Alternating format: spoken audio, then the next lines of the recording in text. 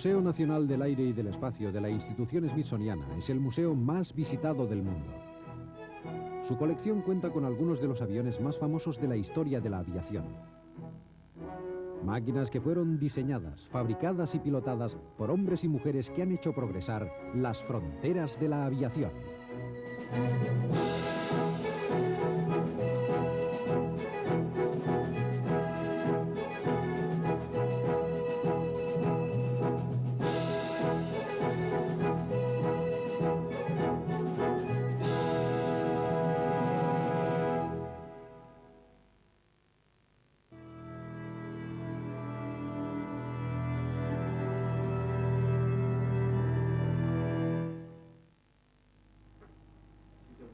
Esta es la torre de control de la base Edwards de las Fuerzas Aéreas tal como es hoy.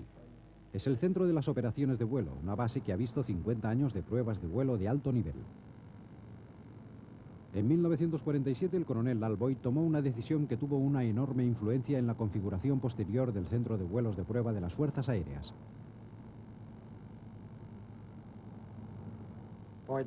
Boyd hizo un gran trabajo de selección.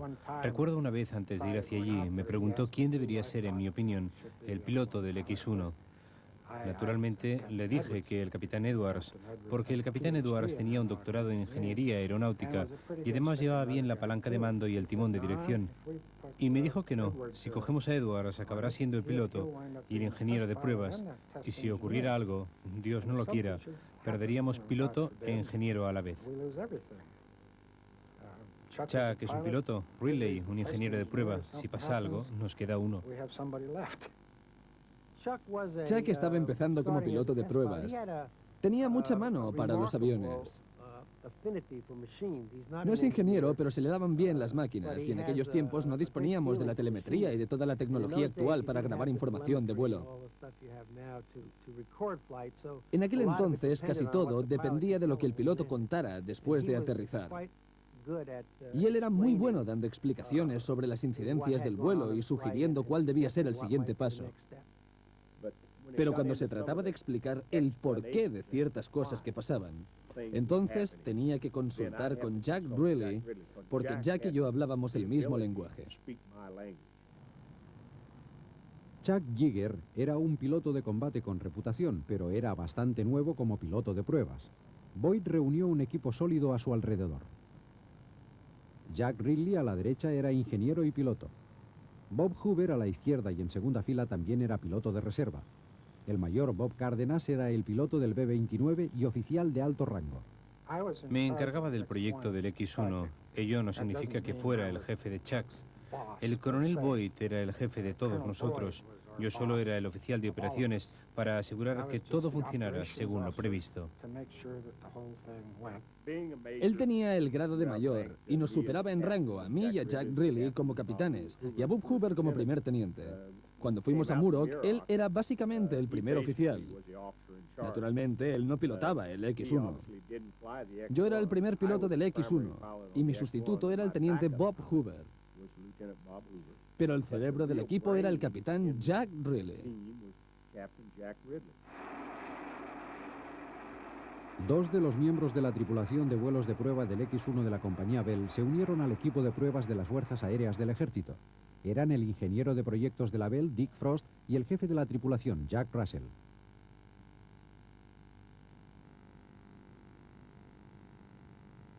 Mandaron a Yeager, Ridley y Hoover a las instalaciones de la Bell en Buffalo para que se familiarizasen con el X-1, pero solo había una persona que tuviera una cierta experiencia en el pilotaje de aquel avión. Yeager habló con Slick Goodlin para conocer su opinión como piloto de pruebas. No teníamos con quién hablar. Y fui a ver a Slick Goodlin y le pregunté qué clase de técnica utilizaba para aterrizar, a qué velocidad lo hacía. Una conversación de pilotos, ¿entiende? Estaba tan molesto porque las Fuerzas Aéreas habían prescindido de él para el proyecto que me dijo: bueno, si las Fuerzas Aéreas me quieren contratar para entrenarte para pilotar este avión, les costará unos cuantos miles de dólares. Y si no recuerdo mal, le miré y le dije: supongo que si tú los has pilotado, también podré hacerlo yo. Y eso fue todo. El 6 de agosto de 1947, Chuck Yeager fue lanzado pilotando el X-1 por primera vez. Fue un vuelo sin motor. Me resultó fácil disciplinarme para los vuelos de prueba. Tenía una mejor coordinación entre el ojo y la mano y una vista superior a la mayoría de pilotos.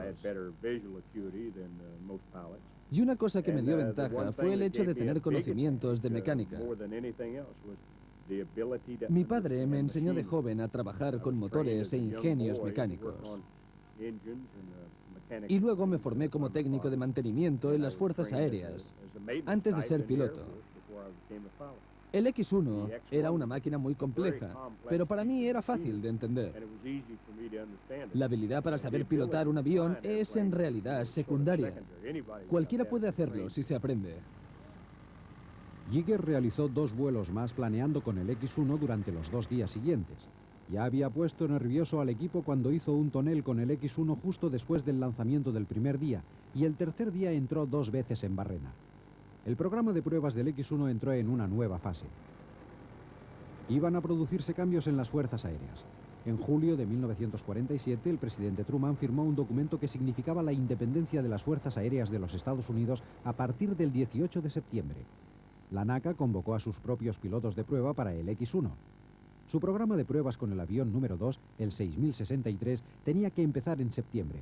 El equipo de las fuerzas aéreas se concentró en el X-1 número 1. Realicé todos los vuelos con el avión número 1, el 6062, porque estábamos interesados en la alta velocidad. Y sus alas delgadas ofrecían menos resistencia al aire que las del avión número 2, que eran más gruesas. La máxima velocidad alcanzada por los pilotos de la Bell con el X-1 era de 8 décimas de la velocidad del sonido. El plan de las fuerzas aéreas, en colaboración con la NACA, era hacer una serie de vuelos que empezaran a partir del punto en que la Bell lo había dejado y acercarse a Mach 1, incrementando progresivamente la velocidad. Chuck Yeager pintó un nombre en uno de los lados del X-1. Lo bautizó Glamorous Glynis. Glynis era el nombre de su mujer. Estaba preparado para volar con motor. Estaba encargado de supervisar el B-29 y prepararlo para el vuelo. Entonces lo conducíamos hasta el pozo que se había construido para colocar el X-1. Entonces remolcaban el B-29. Yo me encargaba de esta fase hasta que se cargaba el X-1 en el B-29. Entonces nos coordinábamos Russell, el jefe de tripulación del X-1, mi jefe de tripulación del B-29 y Dick Frost. Y por supuesto Chuck, que estaba muy interesado en todo el proceso.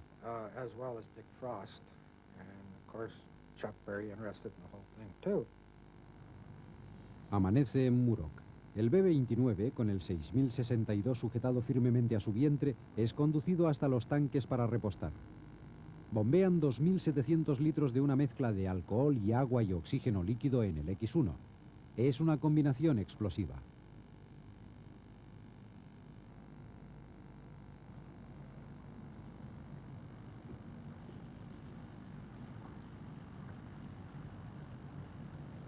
Los aviones de caza P-80 se preparan para despegar.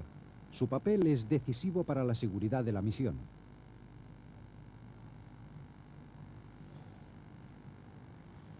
Bob Cárdenas se prepara para el despegue. El único problema que tuve fue en el despegue. No podía elevar la rueda delantera más de 30 centímetros del suelo, sin rozar la cola del X-1 en la pista. Y claro, si la cola iba rozando por la pista, con todo el combustible a bordo, podíamos tener problemas.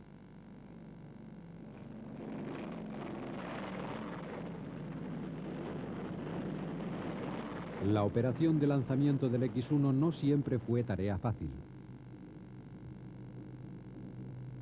Utilizábamos una argolla normal para bomba B-5, diseñada para resistir el peso de una bomba de 900 kilos. En ese momento tenía que sujetar unos 635 kilos, y es necesario un sistema de seguridad con una anilla para evitar sorpresas o descuidos. Hay el factor humano. Un par de veces soltamos el X-1, tiramos de la manilla sin tocar la anilla de seguridad, y eso evitaba el lanzamiento. Pero en definitiva era muy divertido. A veces estaba sentado ahí en el X1 pensando, por Dios, ¿qué es lo que está pasando? Si el X1 no se desprendía, el combustible debía ser expulsado. Soltamos tanto combustible como pudimos, pero todavía tenía que aterrizar llevando el X1 dentro. Chuck se quedó en la cabina. No se fiaba de nadie. Quería asegurarse de que en caso de que se soltara inadvertidamente, él estaría dentro para pilotarlo. Naturalmente, cuando descendimos, no recuerdo a qué altura volábamos, pero cuando estuvimos a baja altura vio que en cualquier caso tampoco podría pilotarlo y se encaramó y volvió a subir al B-29.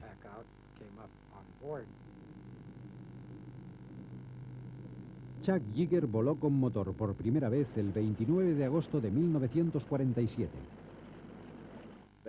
El motor era excelente, un motor de cohete. Nunca lo había probado anteriormente. Suave, silencioso y cuando todo funcionaba era fantástico. En el primer vuelo con motor me puse a Mach .85, lo cual representa 5 centésimas de Mach. Nunca alcanzado hasta entonces.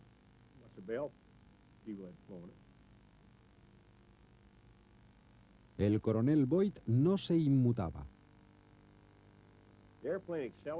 El avión se aceleraba tan rápido.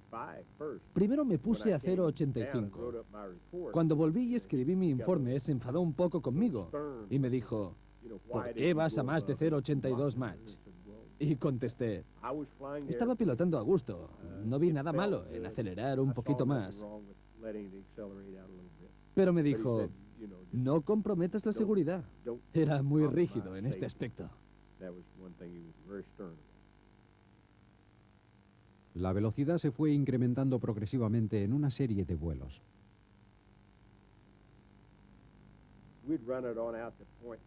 Llegamos a 0,9 Mach, 0,92, y empezó a zarandearse mucho. Entonces, a 0,94 Mach, el zarandeo era importante, así que giré el avión y logré 3 Gs a 0,94 Mach. Y perdimos el control del avión. Los timones de profundidad no funcionaban. Y entonces giré y apagué los cohetes y descendí. Teníamos un problema serio, porque la predicción era que el X1 podía picar o bien encabritarse cerca de la velocidad del sonido. Pero si no podíamos controlarlo a esta velocidad, tendríamos problemas.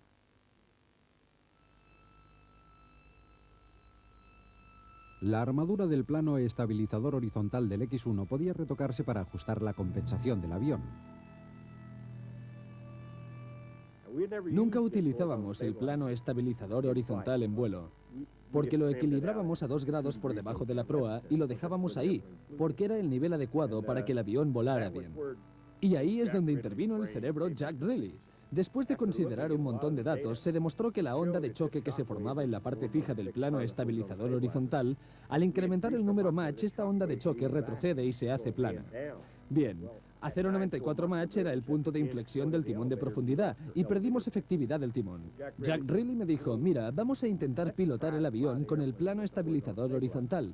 Y si crees que eres lo bastante bueno como para hacerlo, tal vez puedas salvar la cola. Éramos 5 muchachos en el desierto. Lo metimos en el hangar. Jackie se fue a Lancaster a comprar un engranaje helicoidal y arreglamos el timón de profundidad.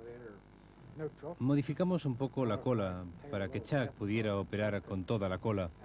Más tarde se le dio el nombre de cola de vuelo. Entonces hicimos una salida e intentamos volar con el plano estabilizador horizontal, y cuando vimos que era posible, fue la solución a todos nuestros problemas. Fue un paso fundamental que tuvo un efecto inmediato y profundo en el diseño de aviones de alta velocidad, primero en los Estados Unidos y más tarde en todo el mundo.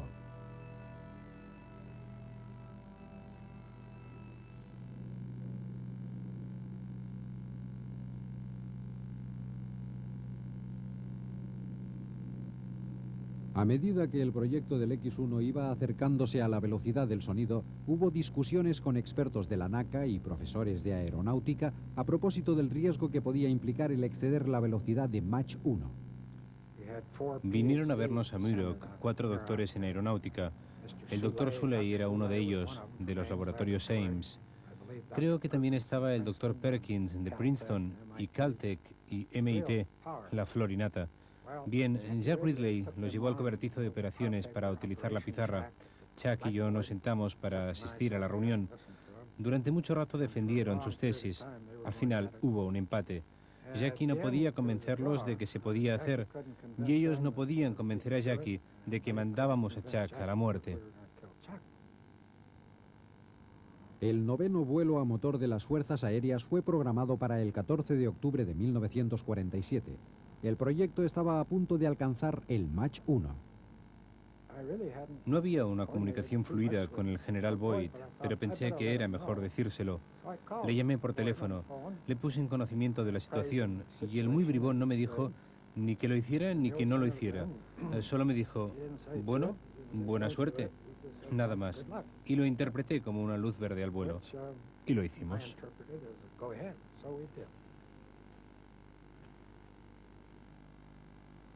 El objetivo era obtener un número Mach superior en cada vuelo, cada vez más velocidad.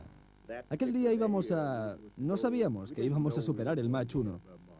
No sabíamos si sería posible. Habíamos alcanzado 0,94 Mach, 0,95 en el vuelo anterior, y dijimos, bueno, tal vez podemos apretar hasta 0,96 o 0,97.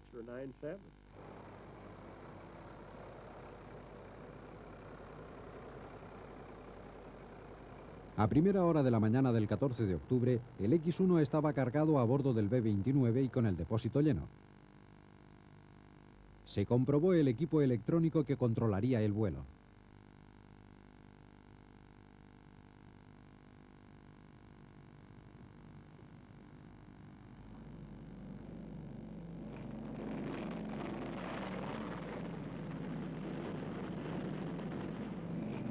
La baja temperatura del combustible había helado el avión. Cuando Chuck Yeager montara en la cabina, sería como entrar en una nevera. Pero ese día tenía un problema añadido. La tarde anterior había sucedido algo que podía haber puesto en peligro el éxito y la seguridad del vuelo número 9.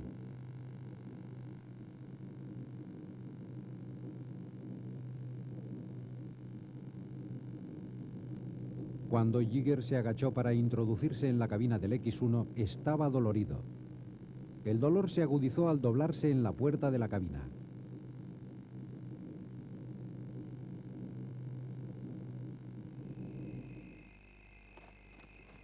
La tarde anterior había salido a caballo con su mujer Glynis a pasear por el desierto. Estaba oscureciendo.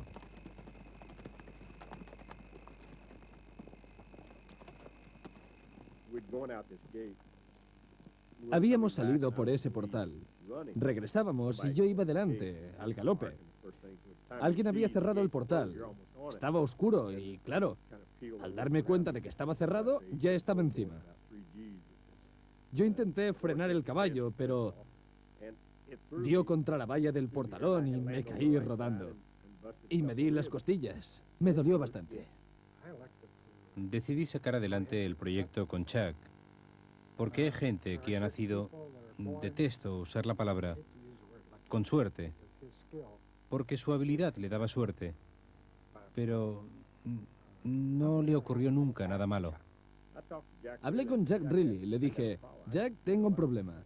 Me duele mucho, no sé si puedo pilotar el X-1. Cuando hay que bajar por esa escalera y doblarse para pasar la puerta, me duele mucho.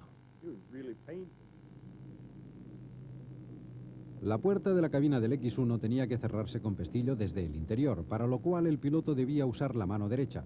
Pero Yeager no podía usarla, le dolía demasiado el costado derecho. Jack Riley encontró la solución. Y me dijo, eso lo arreglo yo. Me preparó un palo de escoba de unos 30 centímetros. Y con la mano izquierda podía operar la abertura y cierre de la puerta. Y decidimos que así lo íbamos a hacer.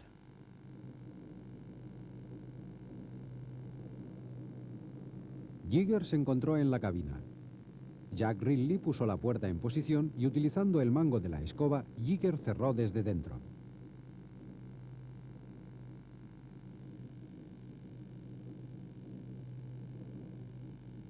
Yeager efectuó los controles habituales de antes del despegue y esperó que el B-29 tomara altura suficiente para el lanzamiento. Finalmente, a unos 20.000 pies de altitud, yo tenía que situar el avión en una posición determinada sobre tierra, en el espacio, a una altura precisa, porque el telémetro detectaría el lanzamiento.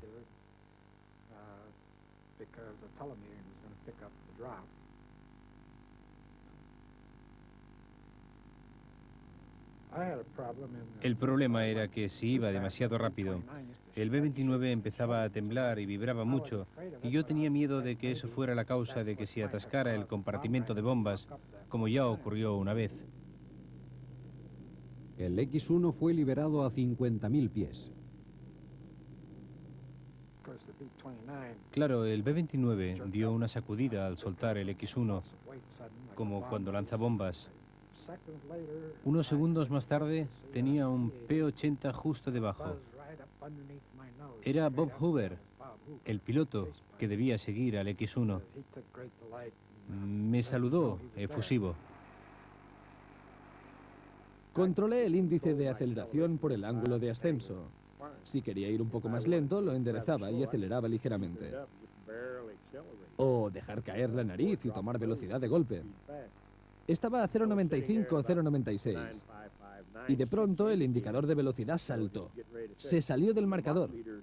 Y cuando eso ocurrió, se acabaron las sacudidas, a causa del flujo supersónico en todo el avión. Fue una sorpresa absoluta. La nariz comenzó a bajar, así que accioné el plano estabilizador horizontal para mantener la nariz hacia arriba y exclamé: ¡por Dios! ¡Eso está hecho! Y así estuve unos 20 segundos. Entonces apagué las 3 cámaras de combustión y desaceleré. Y la aguja indicadora bajó hasta los 0,96. Una vez pasó la onda de choque sobre la cabeza del piloto, pudimos ver el número Mach auténtico en el indicador. Habíamos logrado la explosión sónica. Se había formado la onda de choque en el avión.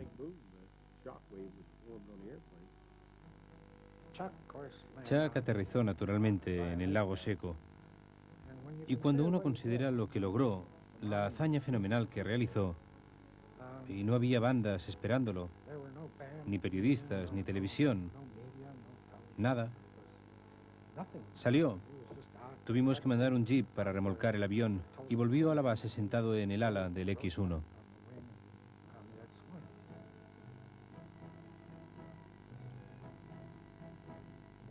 Cuando aterricé, no todos, pero algunos de los doctores estaban allí. No querían hablar conmigo, sino con John Ridley. Uno de ellos tiró su libro al cubo de la basura, diciendo: «Mira, Jack, tenemos que reescribir el libro». Cuando logramos volar superando Mach 1, nos sorprendió.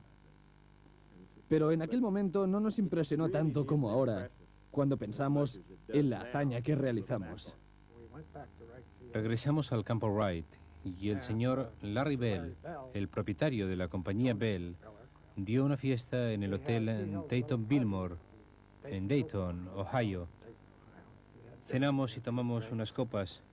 Lo celebramos tranquilamente con el señor Bell.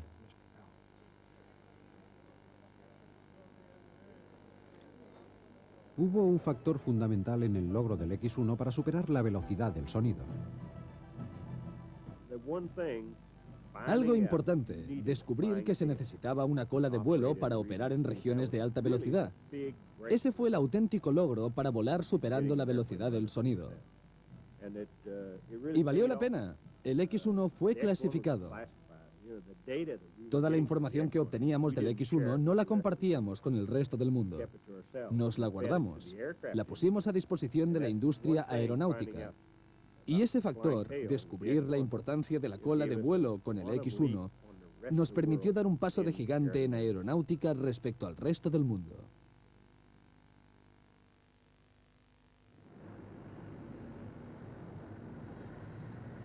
El Douglas D-558-2 formaba parte del programa de investigación transónica y supersónica de la Marina de los Estados Unidos. El programa se inició en 1945 y se desarrolló al mismo tiempo que el del X-1. El predecesor del D-558-2 fue un avión a propulsión de ala recta que podía volar cerca de la velocidad del sonido después del despegue desde tierra. El D-558-2 tenía alas en forma de V. Tenía un motor cohete y fue diseñado para poder superar Mach 1, también despegando desde tierra.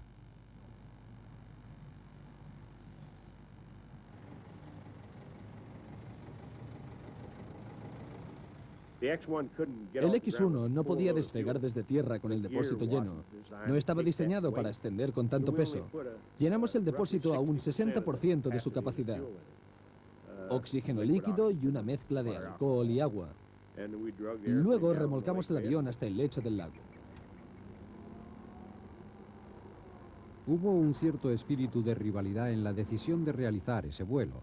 Los promotores de la Marina del D-558-2, 1 y 2 dijeron que soltar un avión a 45.000 pies para superar la barrera del sonido era hacer trampa. Esa opinión debía ser rebatida. En el espíritu altamente competitivo de las pruebas de vuelo, la tripulación del X-1 demostraba que su avión era capaz de cualquier objetivo que la Marina pudiera lograr. Pero había riesgos. El tren de aterrizaje del X-1 podía fallar. Los esfuerzos de un despegue desde tierra, incluso con solo un 60% de combustible, iban a ser considerables. Encendí 2 cámaras de combustión y luego 2 más, y el avión se elevó a unos 1.600 pies. Subí el tren de aterrizaje y se aceleraba tan rápidamente que con la sacudida se rompió el vástago de los alerones. Se quedaron hacia arriba. El avión descendió ligeramente. Lo mantuve en el aire. Me elevé e hice un Immelmann. Y desde el arranque hasta el apagado solo disponía de 100 segundos de combustible. Y en esos 100 segundos hice un Immelmann y me elevé a 23.000 pies a velocidad supersónica. Y se acabó el combustible. Descendí y aterricé. El vuelo había durado en total 4 minutos.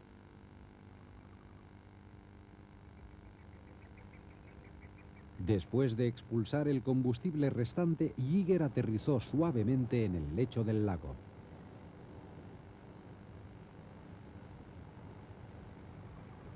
Este vuelo, realizado en enero de 1949, iba a tener un importante significado histórico. Es el único vuelo de la serie X, aviones con propulsión de cohete, con despegue de tierra y tripulado por un piloto.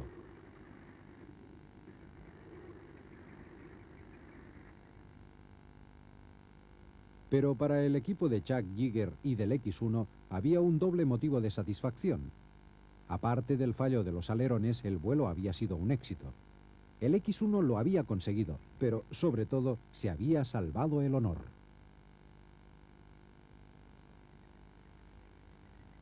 Lo hicimos porque la Marina y Douglas criticaban el X-1. Fue aposta. Lo hicimos el día antes de que realizaran la fase 2 con el D-558.